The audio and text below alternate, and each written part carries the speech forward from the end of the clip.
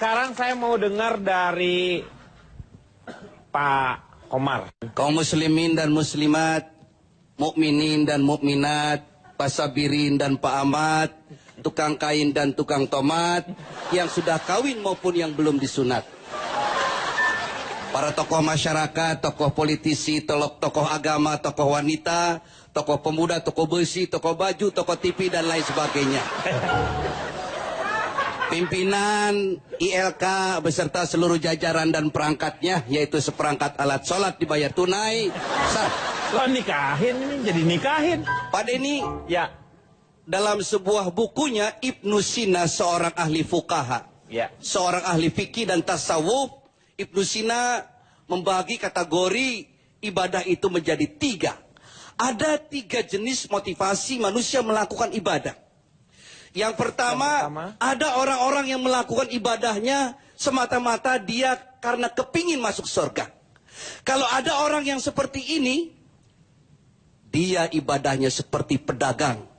Ibadahnya selalu main hitung-hitungan untung dan rugi.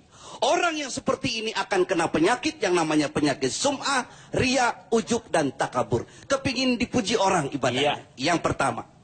Yang kedua, ada orang melakukan ibadahnya semata-mata karena rasa takutnya masuk neraka. Orang yang seperti ini adalah seperti budak. Capek dia ibadahnya. Dia akan terjebak dalam sebuah kegiatan ibadah yang bersifat rutinitas ritual. Yang penting gugurnya sebuah kewajiban. Itu yang kedua.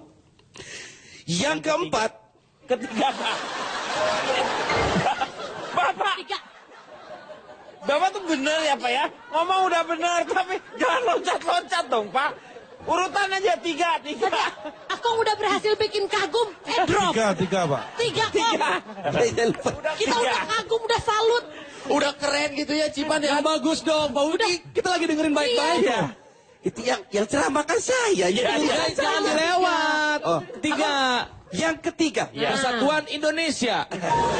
Pancasila. Yang ketiga, ada orang yang melakukan ibadahnya. Dia tidak berharap apa-apa. Dia tidak berharap surga dan dia tidak takut masuk neraka. Dia hanya berharap ridho Allah Subhanahu wa ta'ala. Rukuknya, sujudnya, etikafnya, tadarusnya hanya berharap ridho Allah Subhanahu wa ta'ala dengan hubbul ilahi, dengan cinta. Sujudnya dengan cinta, puasanya dengan cinta.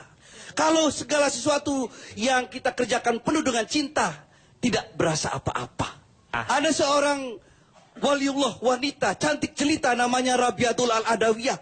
Rabiah Al-Adawiyah, di setiap sujudnya, sajadahnya selalu basah dengan tetesan air matanya. Lidahnya tidak pernah kering karena zikir yang tidak pernah putus kepada Allah Subhanahu wa ta'ala. Dia selalu berdoa, ya Allah, kalau saja sujud dan ibadahku ini semata-mata karena rasa takutku masuk neraka, tolong masukkan aku ke dalam neraka yang paling dalam sekarang juga, ya Allah. Kalau sujud dan ibadahku ini semata-mata karena keinginanku masuk surga, tolong kunci saja pintu surga, ya Allah. Aku bukan itu, ya Allah, aku cinta padamu, ya Allah. Nah, tepuk tangan.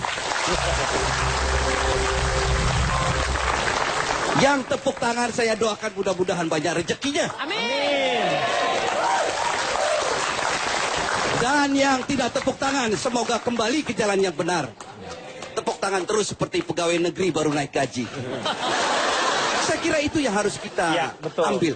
Ibadah puasa Ramadan adalah bersifat sirria, rahasia.